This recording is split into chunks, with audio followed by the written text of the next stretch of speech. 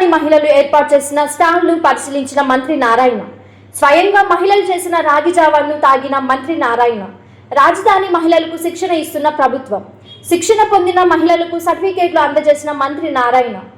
రాజధాని మహిళలు స్వయంగా తయారు చేసిన వంటకాల స్టాల్ను మంత్రి నారాయణ పరిశీలించారు. ఆర్గానిక్ మిల్లెట్స్తో తయారు చేసిన స్వీట్స్, హాట్స్, జ్యూస్లు, లంచ్ బాక్స్ వంటి అనేక రకాల వంటకాలను పరిశీలించారు. మహిళ చేత తయారు చేసిన మిల్లెట్స్ రాగి జావను స్వయంగా తాగి దాని టేస్ట్ను మహిళలకు మంత్రి నారాయణ వివరించారు. వంటకాలు బాగున్నాయంటూ కితాబిచ్చారు. గృహాలకే పరిమితమైన మహిళలు అలా ఉండిపోకూడదని అమరావతి రాజధానిలోని 29 గ్రామాల్లో ఉన్న మహిళలను పారిశ్రామికవేత్తలుగా తీర్చిదిద్దాలనే లక్ష్యంతో రాష్ట్ర ప్రభుత్వం శిక్షణ కార్యక్రమాలను సిఆర్డీఏ ఆధ్వర్యంలో నిర్వహిస్తుంది. మిల్లెట్స్ వంటకాలపై శిక్షణ కార్యక్రమాలు నిర్వహిస్తూ వారి ఆర్థిక పరిపుష్టికి ప్రభుత్వం కల్పిస్తుంది. అందులో భాగంగా నేడు సిఆర్డీఏ కార్యాలయంలో మహిళలు తయారు చేసిన ప్రత్యేకమైన వంటకాలతో స్టాల్ ప్రదర్శన నిర్వహించారు.